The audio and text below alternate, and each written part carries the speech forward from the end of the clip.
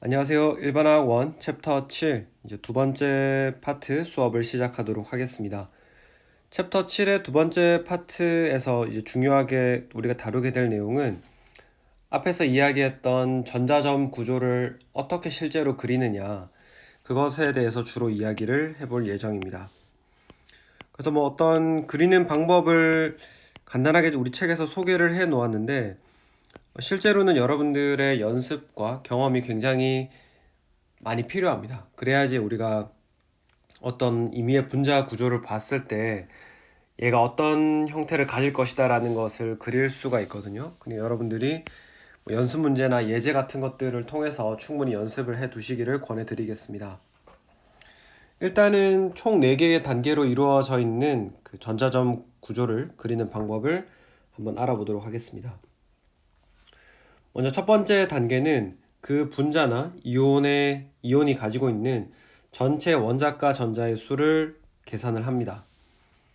그 앞에서 말씀드렸던 것처럼 내부에 들어있는 전자의 경우에는 화학 반응에 잘 참여를 하지 않기 때문에 우리는 최외곽 껍질에 있는 원자과 전자의 수에만 관심이 있습니다.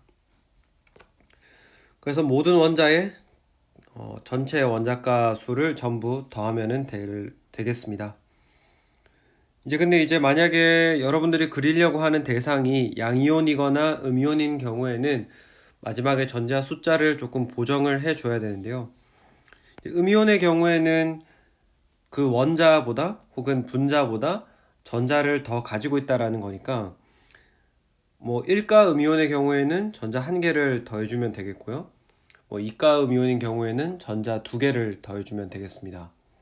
그래서 각 음전하마다 1개의 전자를 더해주게 되고요. 양이온에 대해서는 양이온이라고 하는 건 결국 전자를 하나 잃어버렸다라는 뜻이 되기 때문에 각 양전하마다 1개의 전자를 빼주면 되겠습니다. 그래서 그것에 대한 연습을 요 3가지 분자와 이온에 대해서 해볼 텐데요. 먼저 SF4의 경우에는 황이 16쪽에 속하고요. 그 다음에 플로린이 17쪽에 속하게 됩니다. 그러면은 각각 원자들의 전자점 구조는 황의 경우에는 이렇게 생겼고 플로린의 경우에는 이렇게 생겼죠.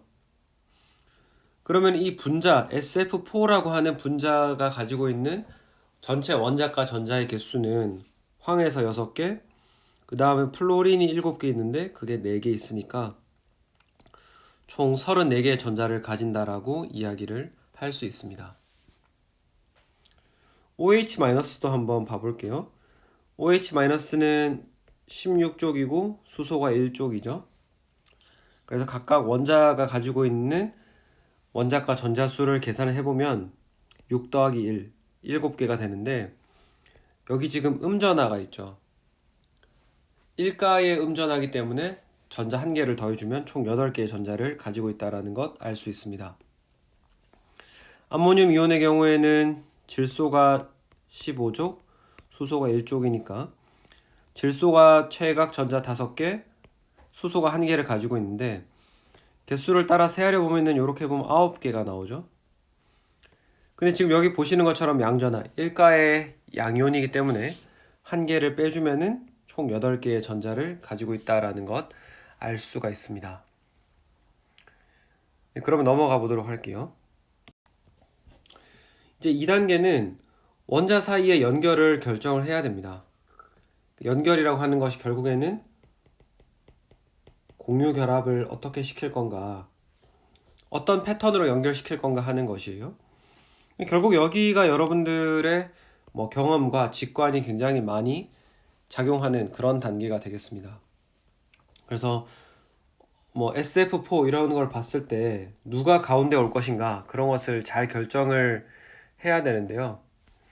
그래서 큰 어떤 절대적인 원칙 같은 것은 없지만은 우리가 일반적으로 알려져 있기로는 수소나 할로젠 같은 경우에는 주로 말단에 위치하게 됩니다. 그러니까 분자 중심이 아니라 끝자락에 분자의 구조가 마무리되는 그런 곳에 위치하게 되고 중심 원자의 경우에는 일반적으로는 전기음성도가 낮은 원자로 알려져 있습니다.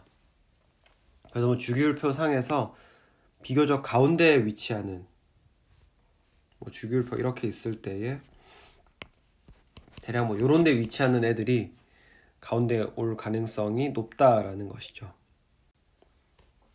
그래서 이제 우리가 가운데 누가 올지를 결정을 하고 나면은 최대한 8전자 규칙을 만족시키도록 그렇게 원자들을 주변에 배치를 해주면 되는데, 근데 이게 또 8전자 규칙이 항상 만족되지가 않아서 복잡한 거죠. 확장된 8전자라고 해가지고 가운데에 8개 이상의 전자를 가지는 원자들이 존재를 하고요. 또 어떤 경우에는 8개보다 적은 전자를 가지는 전자 결핍 구조 같은 것도 존재를 하게 됩니다. 조금 더 뒤에 가서 자세하게 알아보도록 할게요. 이런 것들은. 아무튼 우리는 SF4를 중심으로 계속 설명을 할 텐데요. 그래서 F 같은 플로린, 할로젠의 경우에는 말단에 위치하고, 그러면은 전기 음성도가 비교적 낮은 황이 가운데 오게 되겠습니다. 그래서 황을 이렇게 가운데에 배치를 한 다음에 플로린을 말단에 이렇게 그려줄 수가 있겠습니다. 그럼 넘어가서 이 확장 8전자랑 전자 결핍 잠깐 이야기하고 다음 스텝으로 넘어갈게요. 그래서 3주기 혹은 그 아래 주기의 원소들의 경우에는 어떤 확장된 8전자를 가질 수가 있다라고 우리 책에서 설명을 하고 있습니다. 이 말이 뭐냐 하면은 2주기까지 여기까지에는 우리가 s 오비탈과 p 오비탈만 이용할 수 있죠. n 값이 2니까. 근데 그 밑에 여기의 경우에는 n 값이 3보다 크거나 같기 때문에 가용할 수 있는 오비탈이 s, p, d 이렇게 늘어나게 됩니다. 그래가지고 뭐 이런 d 오비탈이 참여할 수 있게 되기 때문에 요 아래쪽에서는 그래서 8개 이상의 전자를 가질 수가 있다. 그 S랑 P만 가능하다고 해야지 8개로 한정이 되는데 거기에 d 오비탈이 들어오면은 더 많은 숫자의 전자를 가질 수 있다. 이런 이야기가 되겠습니다. 그래서 뭐 인이라던가 황 뭐 그런 것들이 여러분들이 주로 보게 되는 확장된 8전자 규칙 그런 것들을 따르는 녀석들이 되겠고요. 그리고 또 한 가지 우리가 주의 깊게 봐야 할 것들은 13족 이렇게 하면 잘 안 보이죠.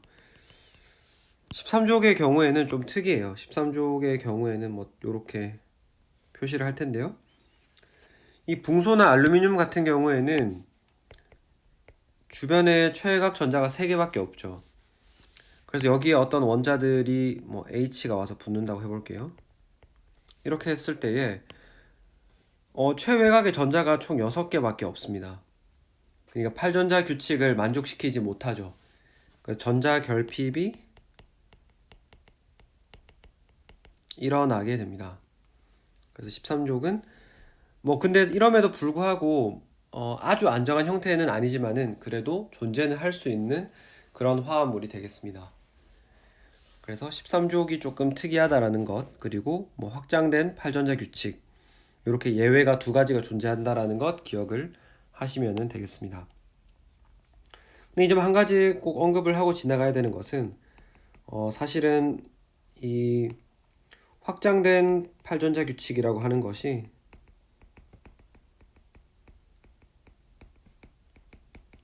사실 지금은 현대화학의 이론에서는 거의 틀린 이론이라고 받아들여지고 있습니다. 조금 부정이 되고 있는데요. 그러니까 실제로 디오비탈이 참여를 하지 않는다라는 것이 더 많이 보고가 되고 있습니다. 그럼에도 불구하고 이제 우리 책에서 이렇게 지도를 하는 이유는 확장된 8전자 규칙이 아닌 분자 오비탈 이론으로 이거를 설명을 해야 되는데 지금 뭐 교육 과정상에 그런 분자 오비탈 이론을 갑자기 이야기를 꺼내기에는 너무 학생들의 혼동이 클 것이다. 그래서 다소 오개념이지만은 일단은 이런 식으로 해서 먼저 여러분들에게 8개 이상, 그러니까 뭐 얼핏 보기에 8개 이상의 전자를 가지는 시스템이 존재할 수 있구나, 이런 분자도 존재하는구나 라는 거를 먼저 가르친 후에 나중에 교정하는 것이 더 좋다라고 이렇게 뭐 학습 교육학 하시는 분들이 뭐 쓴 논문이 있더라고요. 그래서 아무튼 아주 맞는 이론은 아니지만은 교육 과정상 어쩔 수 없이 이렇게 배운다라는 것 여러분이 기억을 하시면 되겠습니다. 그래서 이제 세 번째 스텝에서는 그러면은 단계 1에서 구한 전체 원자가 수를 기억하고 있어야겠죠. 거기에서 결합에 사용한 원자가 전자 수를 뺀 후에 남은 전자 숫자를 구합니다. 그리고 나서 이 남은 전자를 가지고 뭐를 하냐 하면은 말단 원자 거기에다가 필요한 만큼 8전자를 갖게 한다. 수소를 왜 제외했냐 하면 수소는 8전자가 아니라 전자 2개만 있어도 되기 때문이에요. 그러니까 아무튼 비활성 기체의 전자 배치를 가지도록 말단에 먼저 전자를 넣는다라는 겁니다. 그래서 SF4가 이런 식의 뼈대를 가지고 있다라고 했죠. 총 몇 개의 전자가 있었냐 하면은 총 34개의 전자가 있었는데요. 여기에 지금 공유결합에 둘, 넷, 여섯, 여덟 총 8개의 전자를 썼기 때문에 26개의 전자가 남게 되겠죠. 그럼 26개의 남은 전자를 가지고 말단 원자 플로린에 배치를 해줍니다. 그래서 둘, 넷, 여섯 이렇게 3개의 고립 전자쌍을 배치를 하면은 이 플로린 입장에서는 비활성 기체의 전자 배치를 가지게 되죠. 그래서 여기 6개, 6개, 6개, 6개 총 24개의 전자를 사용을 해서 플로린이 비활성 기체의 전자 배치를 가지도록 해줍니다. 그러고 나면은 이제 총 2개의 전자가 남게 되죠. 그래서 이 전자를 가지고 다음 스텝으로 가도록 하겠습니다. 단계 4. 단계 3 이후에도 할당되지 않고 남은 전자가 있다라면은 이들은 중심 원자에 우리가 배치를 해주게 됩니다. 앞에서 말씀드렸던 것처럼 황은 3주기 원소이기 때문에 디오비탈을 이용할 수 있어 가지고 8전자를 확장시킬 수 있다. 이렇게 구조를 보면은 이렇게 하고 나서 보면은 황을 중심으로 보면은 황이 이미 8개의 전자를 가지고 있죠. 가지고 있음에도 불구하고 2개 남는 전자를 황에다가 이렇게 배치를 해줍니다. 왜냐? 황은 확장된 8전자 규칙을 만족시킬 수 있는 그런 분자이기 때문입니다. 그래서 뭐 여러분들 중에는 그러면 도대체 이게 뭐 확장된 8전자 규칙이 틀렸다라고 하면은 실제 루이스 구조는 어떻게 생겼느냐 이런 거를 궁금해 하실 수 있는데 뭐 자세한 설명은 드리지 않고 분자 구조만 제가 그려서 보여드리면은 이렇게 해서 뭐 이런 형태로 황이 요 SF3가 전체가 플러스가 되고 F가 마이너스가 되는 이런 형태로 이온 결합의 형태로 붙어 있다라고 알려져 있습니다. 뭐 100% 이온 결합은 당연히 아니겠죠. 그죠? 이온 결합의 캐릭터가 굉장히 강한 그런 형태로 붙어 있다. 그래서 얘도 8개 전자를 가지고 있고 얘도 8개 전자를 가지는 그런 형태가 더 우세하다라고 알려져 있습니다. 이거는 뭐 시험에도 당연히 제가 내지는 않을 거고 그냥 여러분들 상식 차원에서 알아두시면 될 것 같고요. 만약에 이 4단계까지 했는데도 중심 원자가 아직까지도 불완전한 8전자를 가지고 있다. 뭐 그런 경우에는 우리가 다중결합을 만듦으로써 그러니까 말단에 있는 전자를 끌어와 가지고 다중결합을 만듦으로써 8전자 규칙을 만족시키도록 강제할 수가 있겠습니다. 그래서 몇 가지 예제를 같이 풀어보도록 할게요. 예제 7.4는 OF2의 전자점 구조를 그리라는 것이 되겠습니다. 그래서 먼저 첫 번째 우리가 해야 되는 거는 원자과 전자의 숫자를 전부 세아리는 거죠. 산소가 16쪽이니까 6개가 있고 플로린이 17쪽이니까 7개가 있죠. 그래서 산소에 6개, 플로린이 원자가 2개니까 총 20개의 전자를 가지고 있습니다. 그리고 나서 스텝 2. 스텝 2에서는 분자의 뼈대를 결정을 해야 되는데, 여기가 이제 여러분의 직관이 상당히 중요하다라고 했죠. 그래서 이런 플로린 같은 할로젠이 말단으로 가게 되고, 비교적 전기 음성도가 작은 산소 같은 것이 분자의 중심에 오게 되겠습니다. 그래서 이렇게 대략 이런 배치를 가진다라고 생각을 할 수 있죠. 스텝 3. 스텝 3에서는 우리가 전체 20개의 전자를 가지고 있었는데, 공유 결합을 만드는데 총 4개 전자를 썼죠. 그러니까 16개의 전자가 남았습니다. 이 16개를 가지고 먼저 말단부터 8전자를 만족시킨다라고 했죠. 둘, 넷, 여섯. 둘, 넷, 여섯. 스텝 4. 이거 스텝 3이죠. 죄송합니다. 이렇게 해서 12개를 쓰면은 16개 중에 12개를 쓰고 나면 4개가 남게 되고, 스텝 4. 지금 남은 4개의 전자를 가지고 가운데 원자의 8전자 규칙을 만족시켜 줘야 되죠. 보면은 지금 둘, 넷 이렇게 4개를 가지고 있으니까 남은 전자 4개를 둘, 둘 이렇게 넣어주면 산소도 이제 8전자 규칙을 만족하게 되죠. 다 그리고 나서 이제 스텝 5로 가기 전에 한번 확인을 해 보는 거예요. 여러분들이 그린 루이스 전자점 구조에서 모든 원자들이 옥텟 룰을, 그냥 8전자 규칙을 만족시키고 있느냐 보면은 플로린 만족하고 있죠. 그 다음에 가운데 있는 산소 원자도 8전자 규칙을 만족을 하고 있습니다. 그렇기 때문에 OF2의 전자점 구조는 이렇게 생겼다, 이렇게 답을 할 수가 있겠죠. 넘어가서 다중결합을 가지는 분자도 한번 그려보도록 할게요.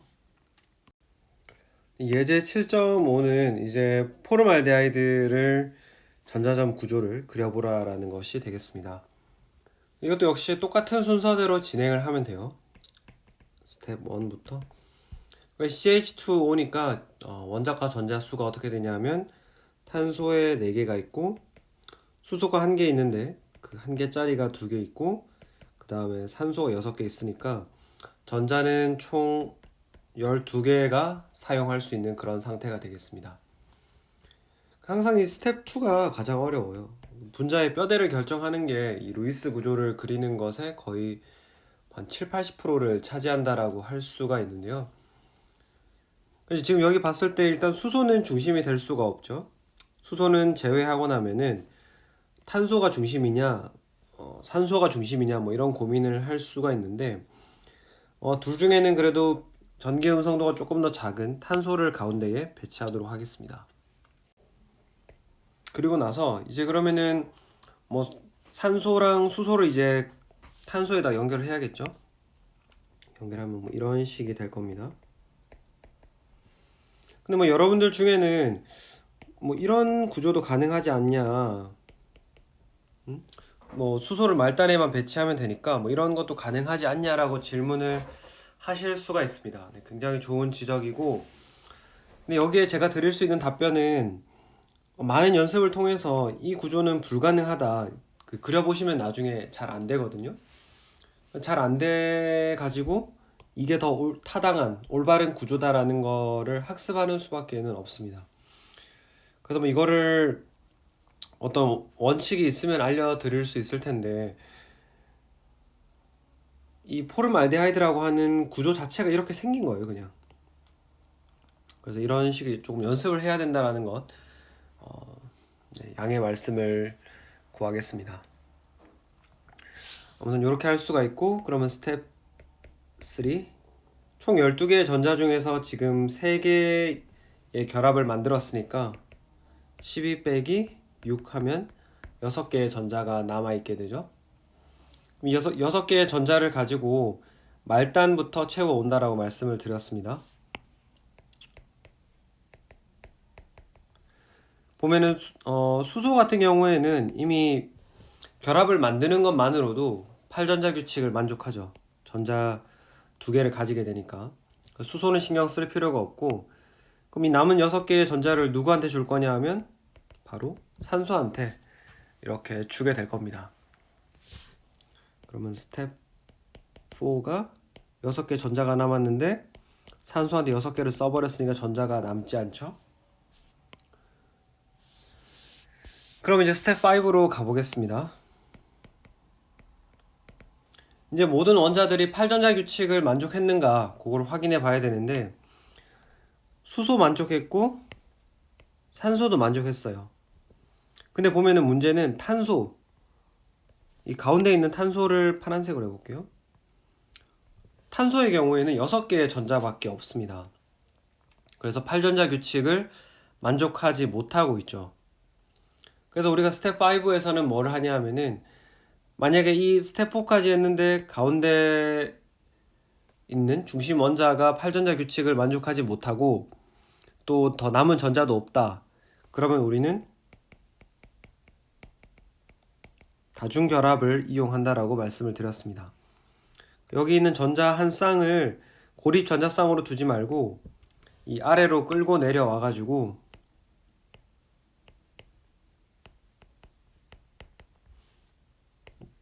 두 쌍이 고립 전자쌍으로 남아 있겠죠. 이런 식으로 만들어 주는 겁니다. 이렇게 하고 나서 보면은 산소도 8전자 규칙을 만족을 하고 탄소도 8전자 규칙을 만족하게 되는 거죠.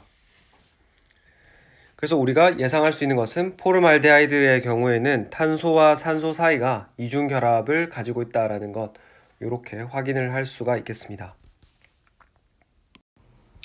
이제 7.7절로 가보겠습니다. 7.7절은 라디칼이라고 하는 새로운 화학 종에 대해서 알아보도록 할 텐데요. 라디칼이라고 하는 것은 흔히 뭐 또 자유 라디칼이라고도 많이 불립니다. 라디칼이라고 하는 녀석은 홀수 개의 전자를 가지고 있는 물질이 되겠습니다.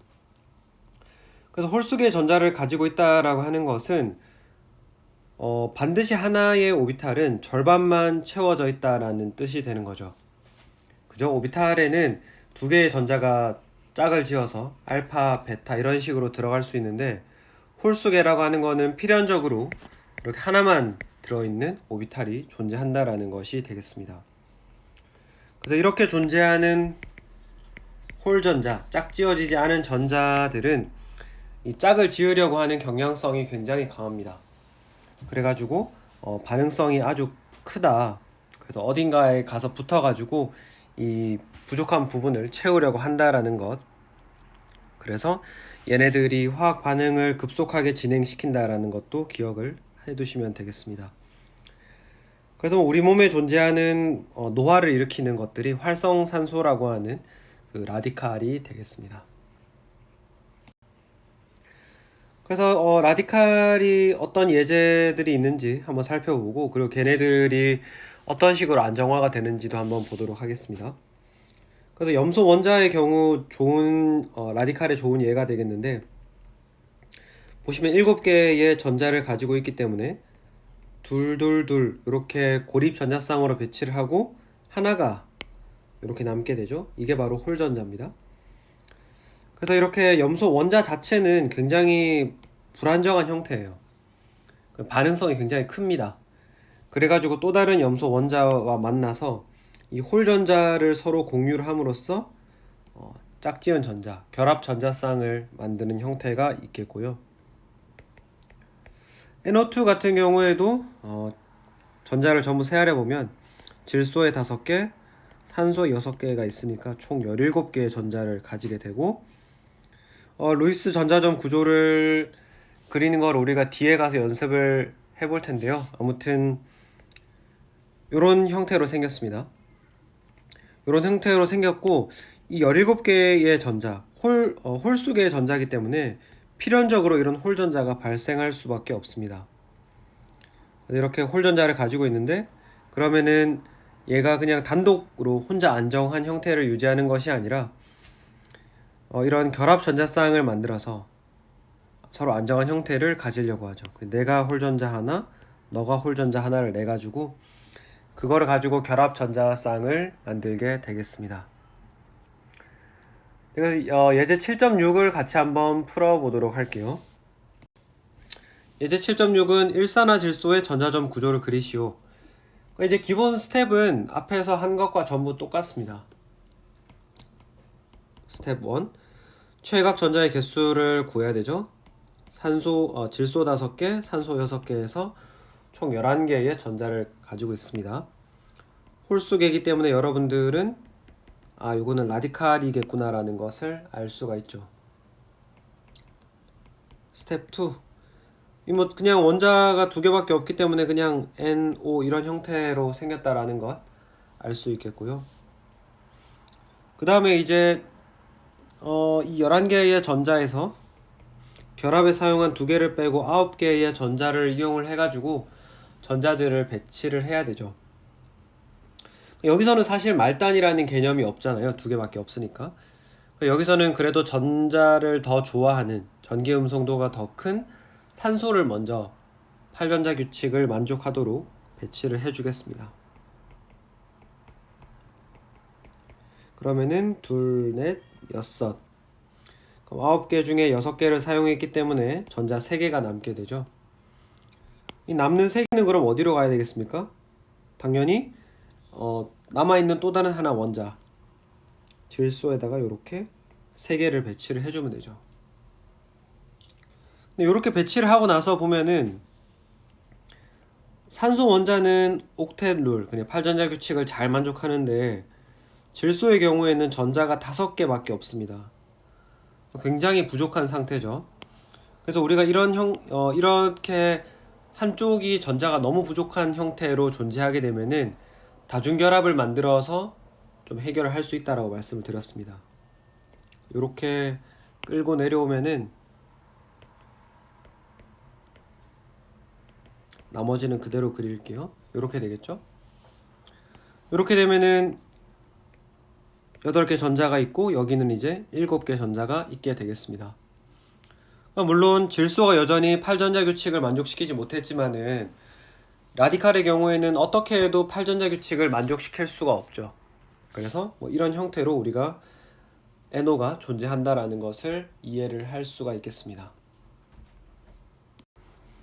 네, 7.8절은 이제 수소와 이주기 원소만을 포함하는 화합물의 전자점 구조라고 해서 좀 더 특별하게 유기화합물 분야를 집중적으로 다루고 있습니다. 유기화합물이라고 하는 것은 이제 탄소 원자들이 서로 사슬 형태로 결합하고 있는 분자들을 통칭을 하고 있습니다. 탄소가 중심이 돼서 수소, 질소, 산소, 황 이런 원소들이 관여하는 화합물들을 우리가 통칭해서 유기화합물이라고 부르는데요. 그래서 유기화합물은 어디에서 우리가 발견할 수 있느냐? 굉장히 여러 분야에서 발견을 할 수 있는데 단백질, 지방, 탄수화물과 같이 우리 몸을 이루는 필수 요소들을 포함을 해가지고 굉장히 많은 물질들이 유기화합물로 분류가 되고 있습니다. 그래서 우리는 여기에서 수소랑 또 이제 몇 가지 이주기 원자를 포함하는 분자에서 전자점 구조를 어떻게 그리는지 간단하게 연습을 해보도록 하겠습니다. 그래서 많은 유기화합물 중에서 우리가 처음 만나게 될 예제는 에테인이라는 분자가 되겠습니다. 그래서 에테인이라는 분자를 그릴 때에는 C2H6니까 탄소의 원자가 전자 4개, 그 다음에 수소의 원자가 전자 1개 이렇게 해가지고 이런 블락을 우리가 생각을 할 수가 있고 여기에 이제 하나씩 짝을 끼워 넣어주면 되죠. 그래서 이렇게 3개 부분에 수소를 끼워주면은 이런 모양이 나올 거고요. 반대쪽도 역시 똑같아요. 이렇게 끼워준 다음에 그래서 나머지 하나 블락이죠. 요거를 이용을 해가지고 탄소끼리 연결을 해주면 되겠습니다. 그래서 에테인 같은 경우에는 비교적 쉽게 이렇게 그릴 수가 있는데 이게 뭐 탄소 원자의 개수가 늘어나고 이러면은 사실은 두 가지 이상의 구조가 가능할 수도 있습니다.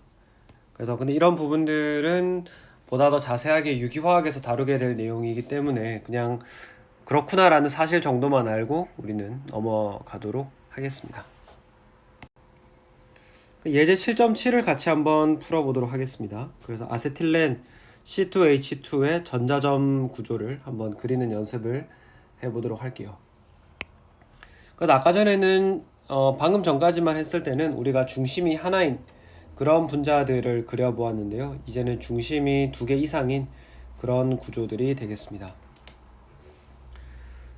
역시 똑같이 진행을 하면 돼요. 스텝 1, 2, 3 이렇게 따라가면 되는데요. 스텝 1은 탄소가 원자과 전자가 4개인데 2개가 있고 수소 1개씩 전자를 가지고 있는데 2개 있으니까 총 10개의 전자를 가지고 있습니다.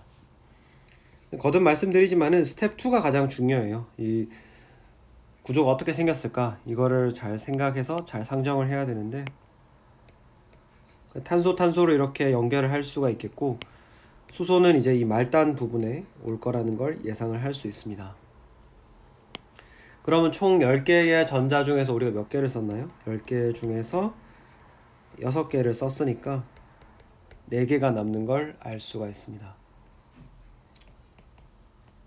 스텝 3 말단에 전자를 배치해서 8전자 규칙을 만족시켜 줘야 되는데 말단인 수소는 이미 8전자를 만족하고 있죠. 그러니까 뭐 8전자라고 하면은 8개 전자 아니냐 이렇게 할 수 있지만 비활성 기체의 전자 배치를 가지고 있습니다. 그럼 남은 4개를 가지고 탄소의 전자를 8전자가 되도록 만족을 시켜야 되는데 그게 이제 스텝 4가 되죠. 전자 4개를 하나, 둘, 셋, 넷 뭐 이런 식으로 배치를 할 수 있습니다.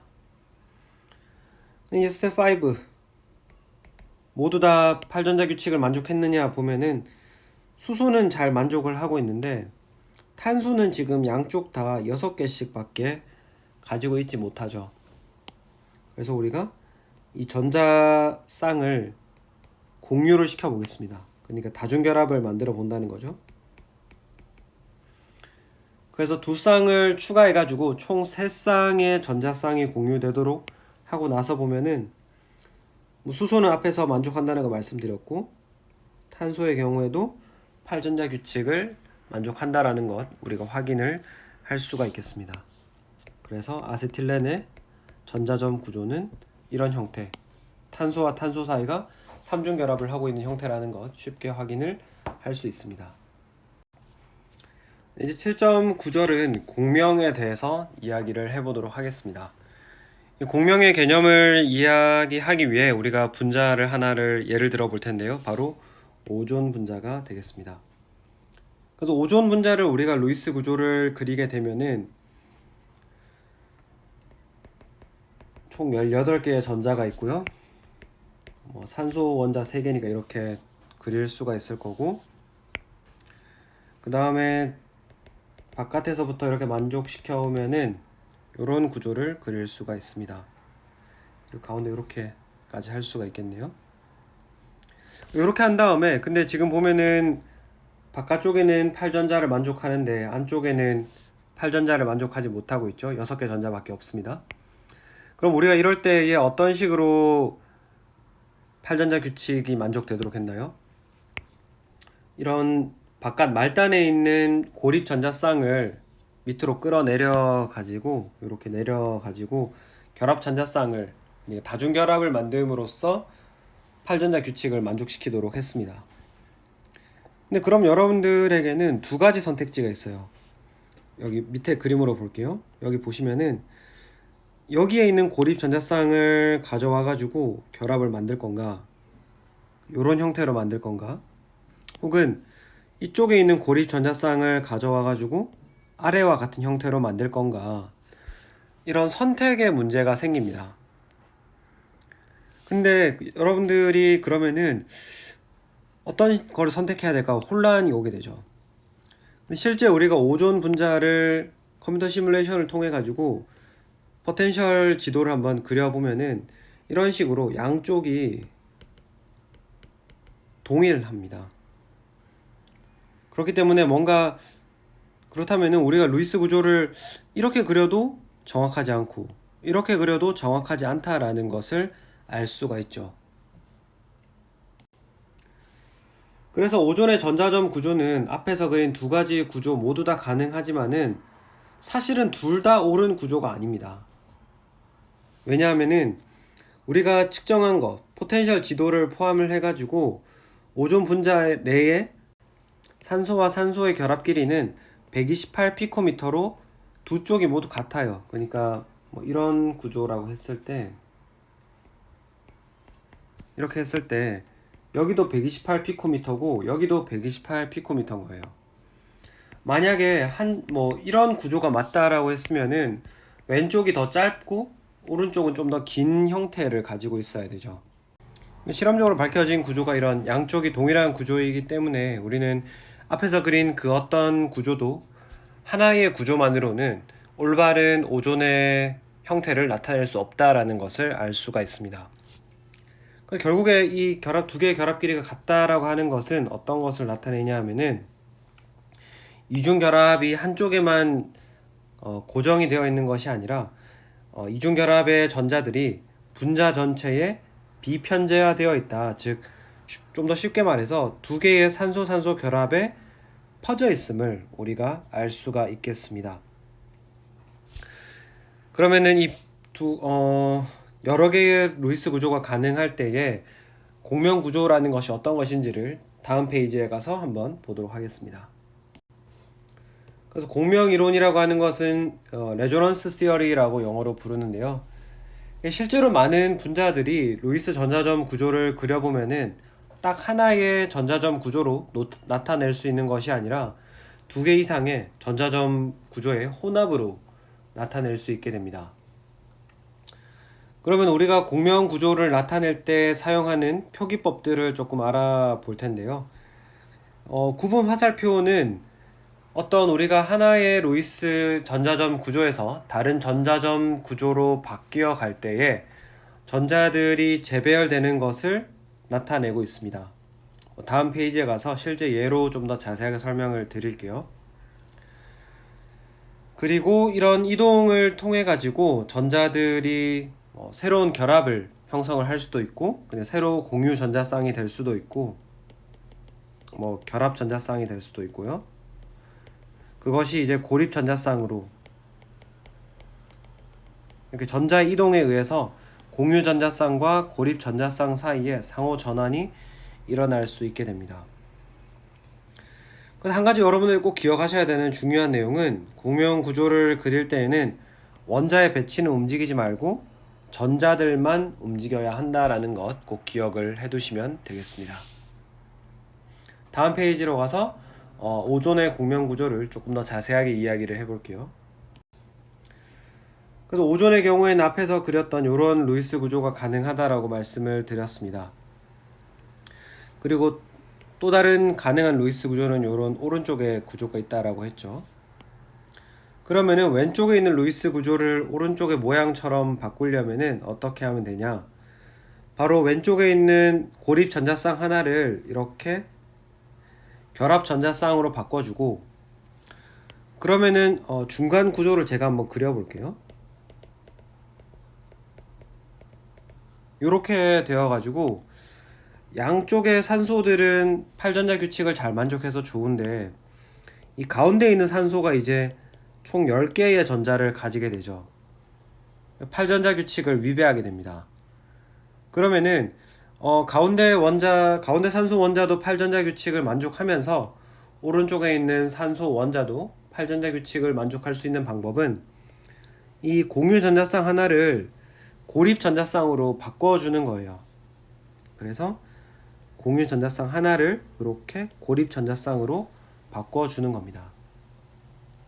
그러고 나면은 이렇게 구분 화살표를 이용해서 전자가 어디로 이동하는지를 다 나타냈었죠.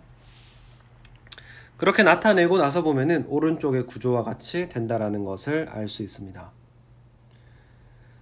그리고 오른쪽의 구조에서 왼쪽으로 돌아오는 것도 똑같은 논리로 우리가 설명을 할 수 있겠죠.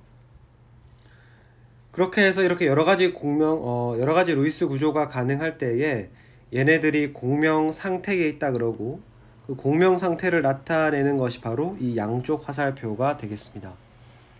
이렇게 어떤 루이스 구조를 여러 개를 그려놓고 양쪽 화살표가 있으면은, 이런 이 하나의 루이스 구조만으로 오존의 상태를 나타낼 수 있는 것이 아니구나. 이렇게 화살표 상태에 연결되어 있는 여러 가지 구조들을 모두 고려해야 오존 분자의 실제 구조를 알 수 있다라는 것, 그런 것을 이야기할 수 있겠습니다. 그래서 실제로 오존의 결합을 보면은 대략 1.5중 결합 정도를 한다라는 것을 알 수가 있습니다. 그래서 우리가 이 루이스 구조에서도 그런 것들을 이해할 수 있는데요. 여기가 단일 결합이었고 2중 결합, 그 다음에 2중 결합, 단일 결합. 이 두 개를 평균을 내보면은 대략 1.5중 결합을 한다라는 것을 알 수가 있죠.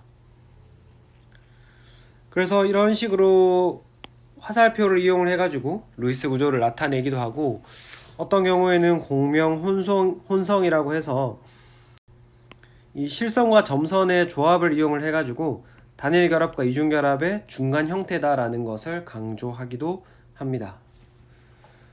다음 페이지로 와서 공명 구조를 한번 직접 그려보도록 할게요. 예제 7.9번입니다. 질산이온은 3개의 동등한 질소 산소의 결합을 가지며 그 전자 구조는 3개의 전자점 구조의 공명 혼성이다 라고 했습니다. 그래서 질산이온의 전자점 구조를 바르게 그리고 A에서부터 구분 화살표를 이용을 해가지고 다른 두 공명 구조로 전환을 해라. 그래서 새 공명 구조와 공명 혼성을 모두 그려라 라는 것이 문제가 되겠습니다. 일단 A번은 그냥 제가 답을 바로 그리도록 할게요. 여러분이 연습을 해보셔야 되는 부분이기 때문에 제가 바로 이렇게 답을 쓰도록 하겠습니다. 이런 식으로 그릴 수가 있고요. 그 다음에 여기에서 이제 출발을 하겠습니다. 여기에서 출발을 해가지고 구분 화살표, 얘가 이렇게 이중결합을 만들 수가 있겠죠. 그러면은 질소 원자가 8전자 규칙을 위하기 때문에 이 결합 전자쌍이 비공유 전자쌍으로, 고립 전자쌍으로 빠져야 됩니다. 그래서 생겨나게 되는 공명 구조는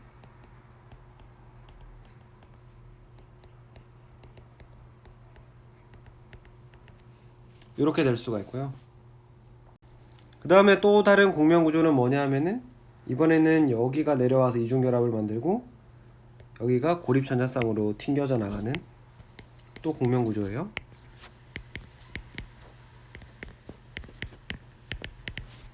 이런 구조가 가능하겠습니다. 여러분들이 대충 봤을 때 그러면은 이중결합이 갈 수 있는 곳이 위쪽, 왼쪽, 오른쪽 이렇게 돌아가면서 하나씩 했기 때문에 B에서 말하는 두 개의 공명 구조가 바로 이것이라는 것을 알 수가 있죠. 그러면은 C번 문제, 공명 혼성을 모두 그리시오. 세 개는 다 그려놨죠. 다 그려놓았고, 공명 혼성을 그리라고 하면은 지금 그러면은 이 결합들이, 이 결합을 보시면은 이중결합, 단일결합, 단일결합, 대략 이것들을 평균 내보면은 이중결합보다는 약하고 단일결합보다는 강하게 되겠죠. 그래서 점선과 실선을 이용을 해가지고 이런 식으로 나타낼 수가 있겠습니다. 그래서 공명 혼성으로 나타내면은 이런 형태를 우리가 그릴 수가 있는 거죠. 그 다음에 예제 10을 한 번 더 보도록 할게요. 예제 7.10은 히스티딘의 구조식에서 이런 화살표를 따라간 구조가 공명 구조로서 타당한지 한번 평가를 해보라는 문제입니다. 그래서 A번부터 한번 봐보면은 이쪽 부분이죠. 따라가 보면은 요렇게 이중결합이 생길 거고요. 그 다음에 여기에 요렇게 되겠죠. 이런 형태가 될 겁니다. 이렇게 되고 나서 이제 우리가 8전자 규칙을 만족하는지를 전부 살펴보면은 8전자 만족하죠. 그 다음에 탄소도 여기 결합이 하나 더 있을 거니까 여기도 8전자를 만족을 하고 있습니다. 그 다음에 산소도 만족하고 수소도 모두가 그 비활성 기체의 전자 배치를 가지고 있죠. 그래서 A 같은 경우에는 가능한 공명 구조다 판단을 할 수가 있겠습니다. B번을 한번 볼게요. B번의 경우에는 HC 요런 형태죠. 지금 나머지는 안 그렸습니다. 이렇게 그려야 되겠군요. 이렇게 했을 때에 파란색을 따라서 이렇게 내려오게 되면은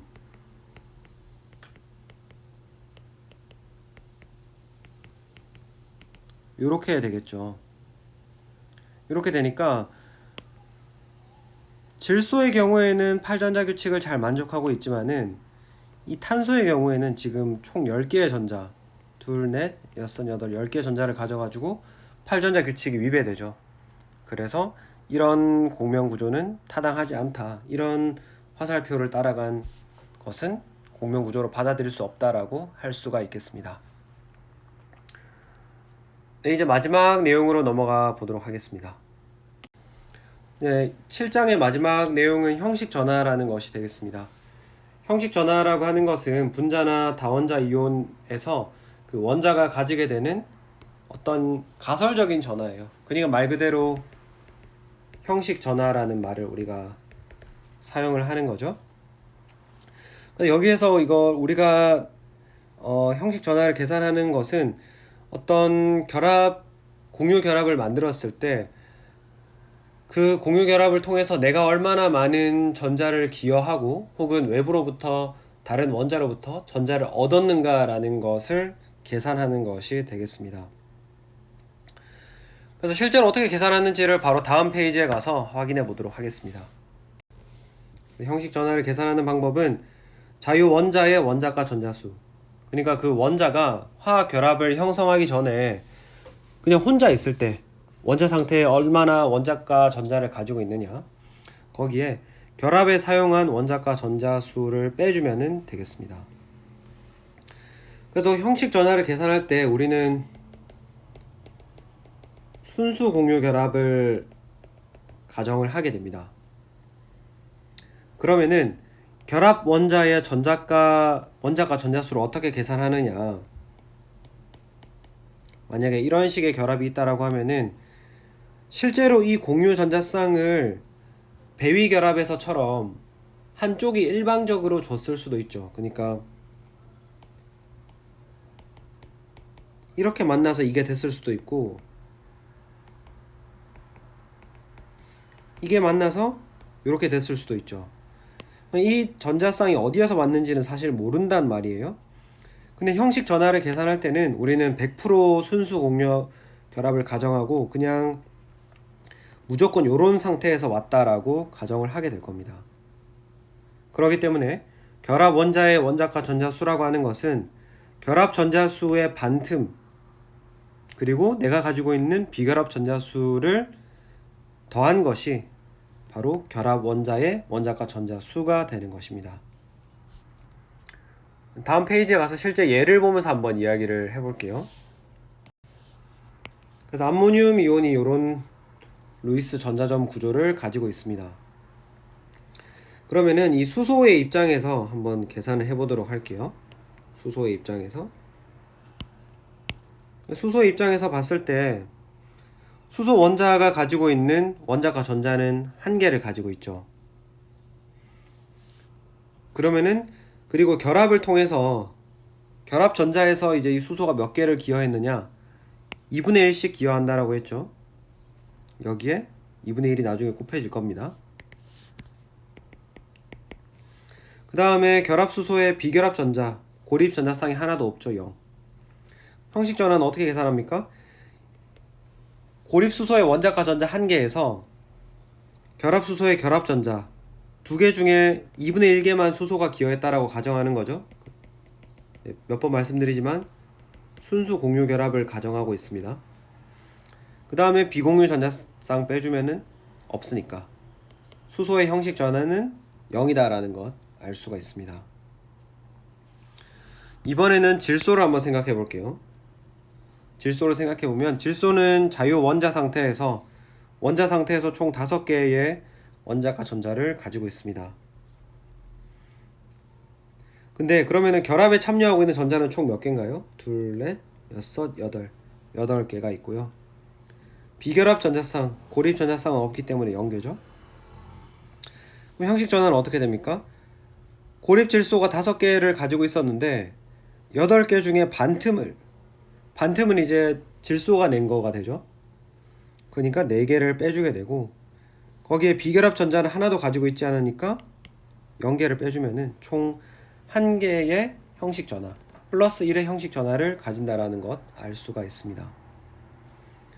이게 결국에는 어떤 의미를 담고 있냐 하면은, 순수하게 내가 기여한 거는 5개인데 근데 결합을 100% 공유 결합을 가정하고 보니까 내가 가지고 있는 거는 8개 중에 반틈밖에 안 되죠. 4개만 가지고 있는 거죠. 나는 5개를 기여했다고 생각했는데 결합을 하고 보니까 내가 4개만 기여를 한 걸로 계산이 되고 있는 거예요. 그래서 내가 1 플러스의 전하를 가지게 되는 겁니다.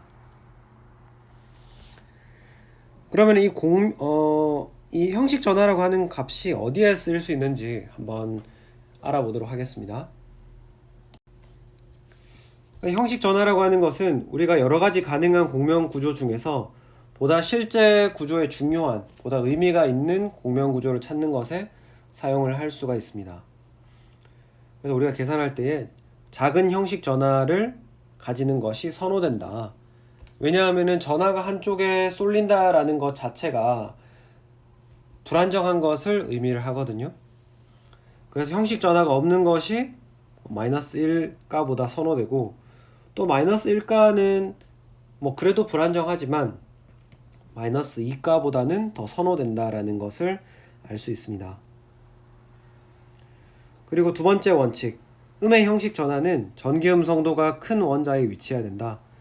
만약에 우리가 음전하를 무조건 배포를 하긴 해야 된다. 근데 그 경우에는 전기음성도가 큰 녀석이 아무래도 전자를 잘 당겨가기 때문에 그 녀석이 음전하를 가질 확률이 높겠죠. 그 세 번째, 같은 전하가 서로 인접한 원자에 있는 것은 선호되지 않는다. 왜냐하면 같은 전하끼리에는 서로 반발력이 작용하기 때문이에요.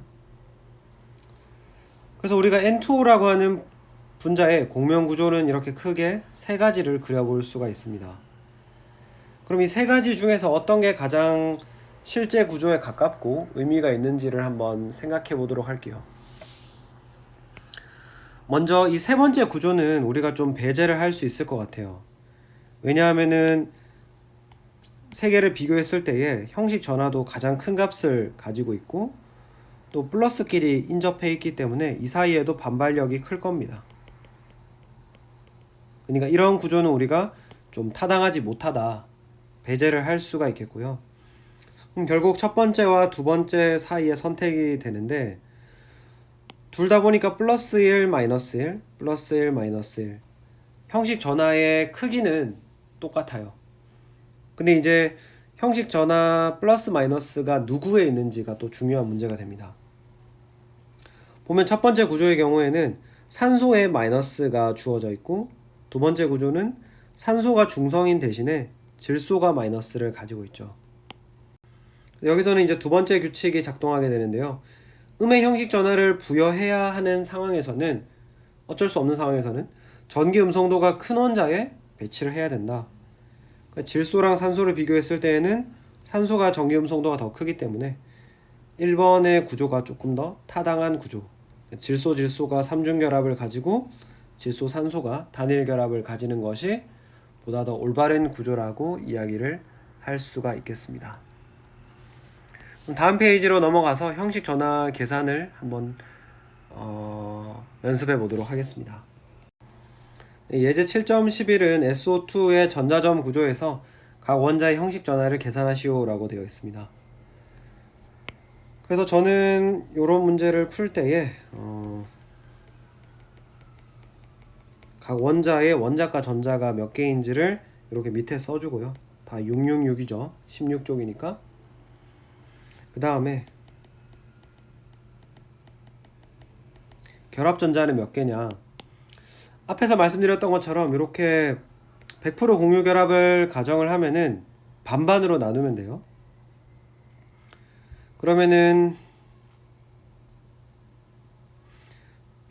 이 왼쪽에 있는 산소 원자의 경우에는 한 개, 그 다음에 황의 경우에는 하나, 둘, 셋, 그 다음에 산소, 오른쪽에 산소는 둘, 이렇게 되겠습니다.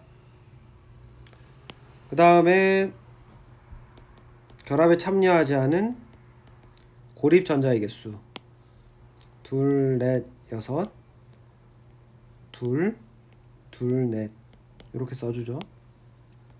그러고 나서 빼주면은 제일 왼쪽의 산소는 마이너스 1, 가운데 황은 플러스 1, 오른쪽의 산소는 0이라는 것을 알 수가 있습니다. 그래서 표기를 해줄 때에는 이렇게 해서 마이너스 1, 플러스 1 이렇게 원속이 오른쪽 위에다가 표현을 해주면 되겠습니다. 그래서 이런 식으로 형식 전화를 계산을 할 수가 있고요. 그렇게 해서 이제 길었던 7장이 마무리가 되겠습니다. 네, 그래서 7장의 숙제 문제는 여기 적혀 있는 번호 연습 문제를 풀어서 제출을 하시면 되겠습니다. 이 챕터가 2개 정도 남았는데요. 다음 8장 수업에서 또 찾아뵙도록 하겠습니다. 감사합니다.